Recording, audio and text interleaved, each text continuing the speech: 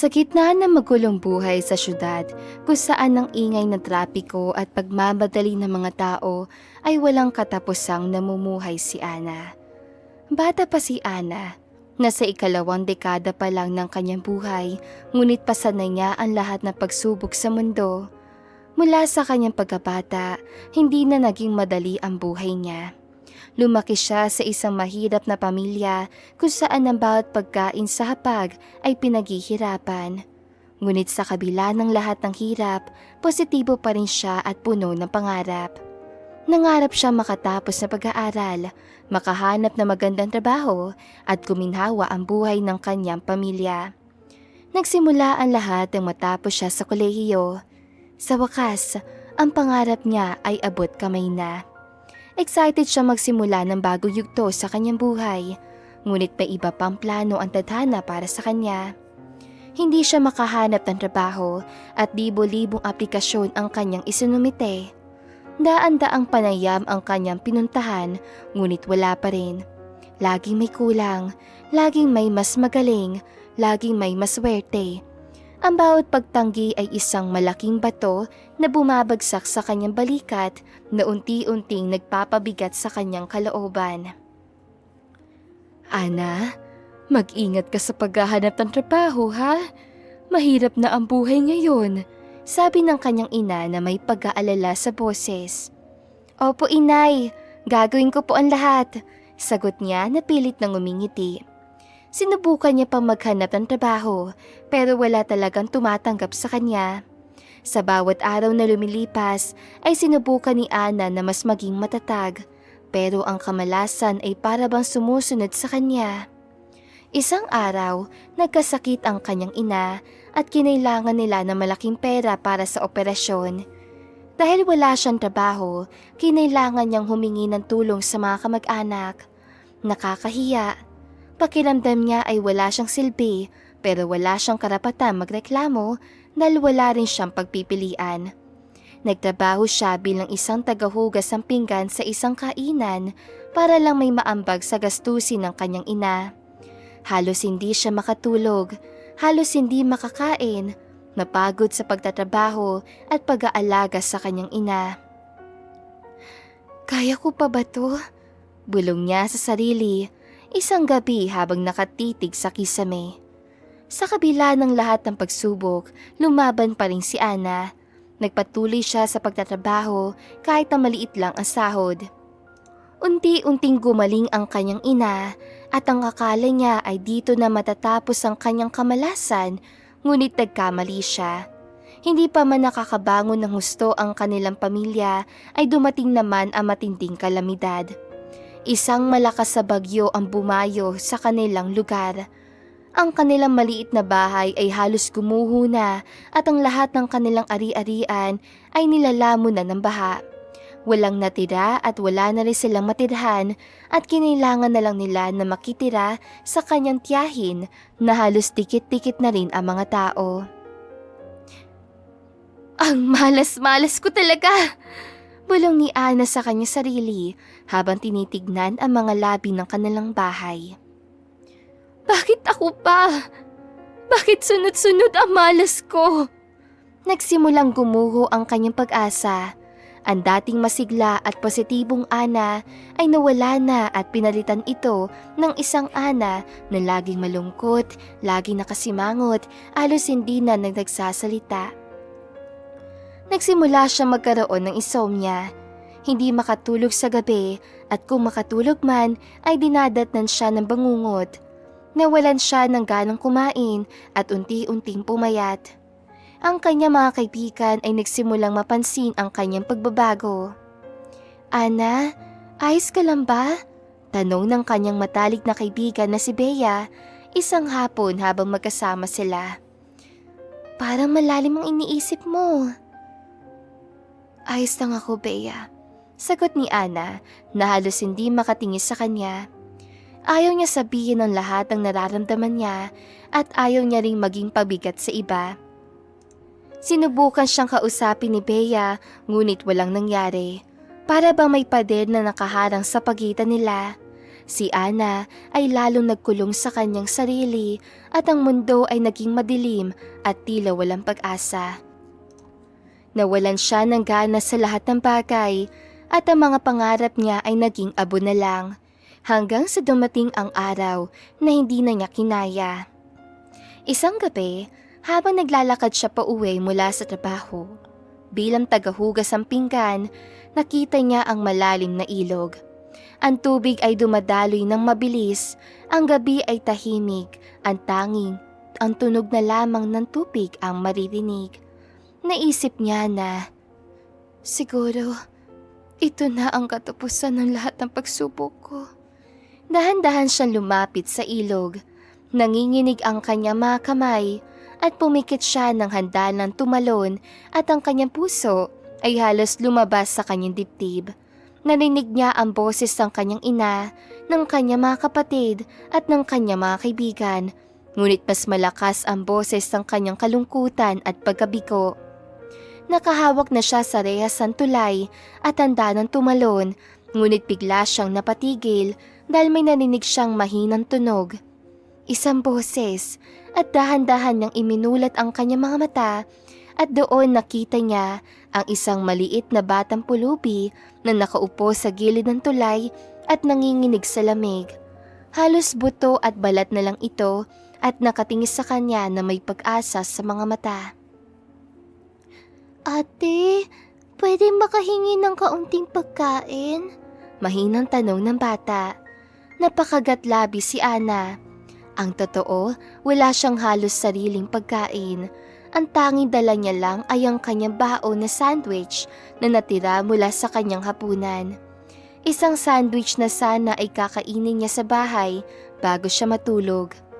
Nag-aalangan siya pero na makita niya ang mga mata ng bata, ang pagkaawa ay mas matimpang kaysa sa kanyang sariling kagutuman.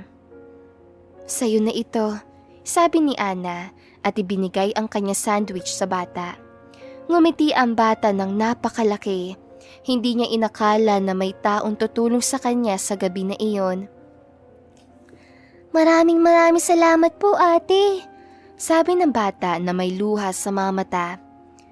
Aalis na sana si Ana, bigla siyang hinilan ng bata. Ate, sumama ka sa akin! Nagulat si Ana. Bakit naman? Saan tayo pupunta?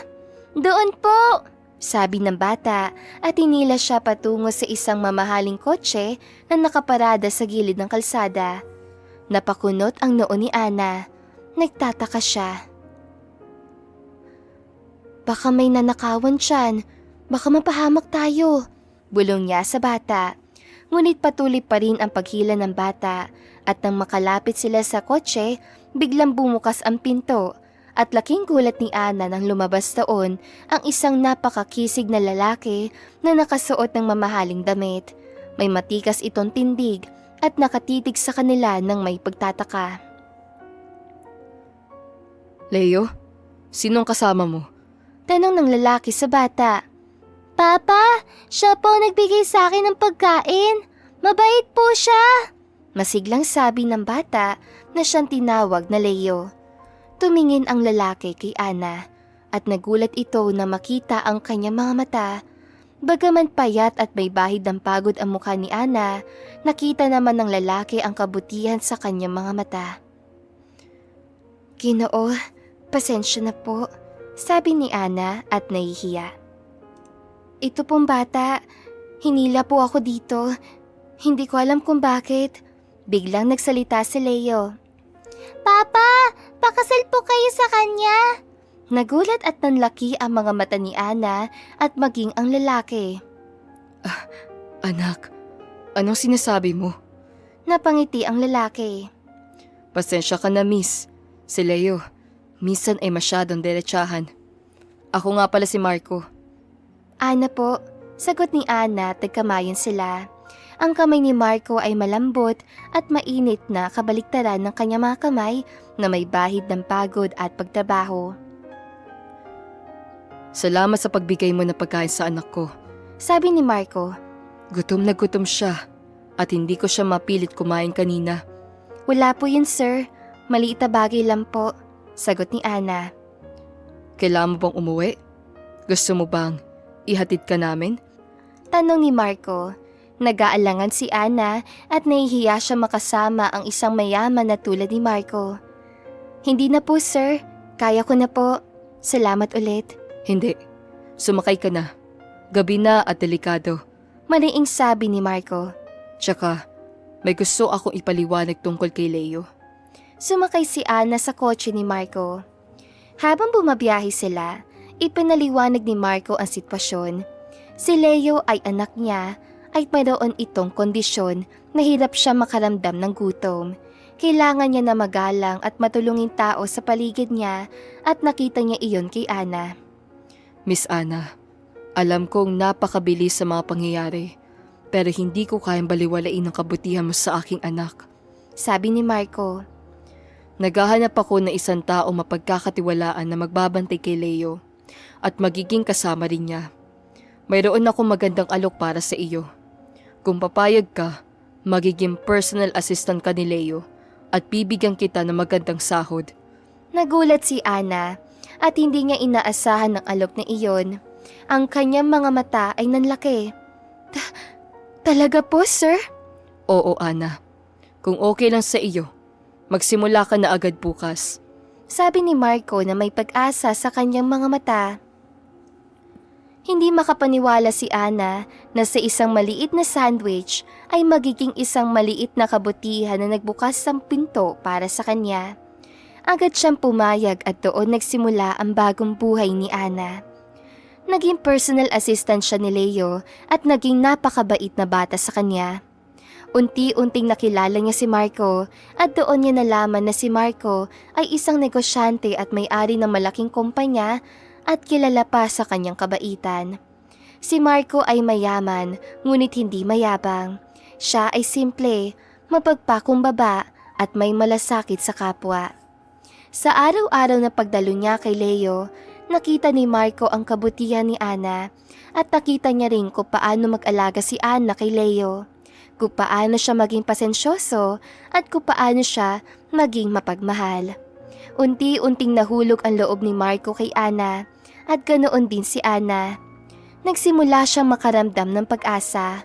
Ang kanyang madilim na mundo ay unti-unting lumiwanag at isang araw nagkaroon sila ng pagkakataon na mag-usap ni Marco tungkol sa kanyang buhay.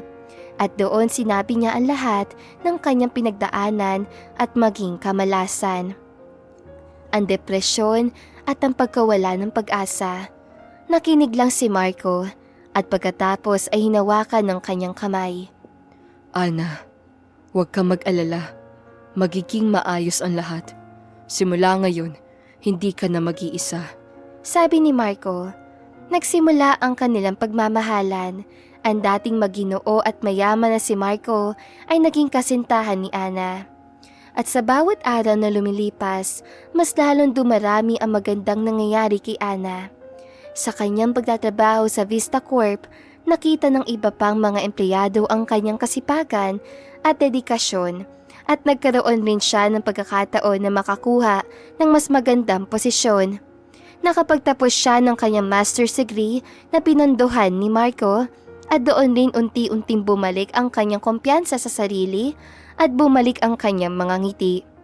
Nakatanggap din siya ng tawag mula sa iba't ibang kumpanya na nag-aalok sa kanya ng trabaho na dati ay pangarap lang niya.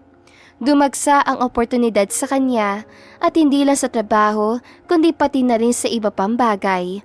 Nakabili siya ng bagong bahay para sa kanyang pamilya na mas malaki at mas maganda kaysa sa dati nilang tinitirhan.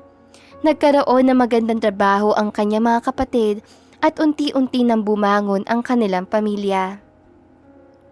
Isang araw, inaya siya ni Marco sa isang espesyal na hapunan. Sa gitna ng hapunan ay hindi niya inaasahan na luluhod si Marco sa harap niya at taalokin siya ng kasal. Ana, mahal na mahal kita. Gusto kong makasama ka habang buhay. Pakakasalan mo ba ako? Tanong ni Marco, may luha sa kanyang mga mata. Umiyak si Ana sa tuwa. Oo naman, Marco. Pakakasalan kita. Sa hapunang iyon ay laki ang tuwa ni Ana at ni Marco. Sa hapunan din yun ay doon nila na pinag-usapan ang mga paghahanda sa kanilang kasal hanggang sa matapos. At nang dumating na ang araw at ang magiging ganap na mag-asawa na sina Ana at Marco ay labis ang tuwa ng pamilya ni Ana at maging si Leo. Ang kanilang kasal ay simple ngunit punong-puno ng pagmamahalan.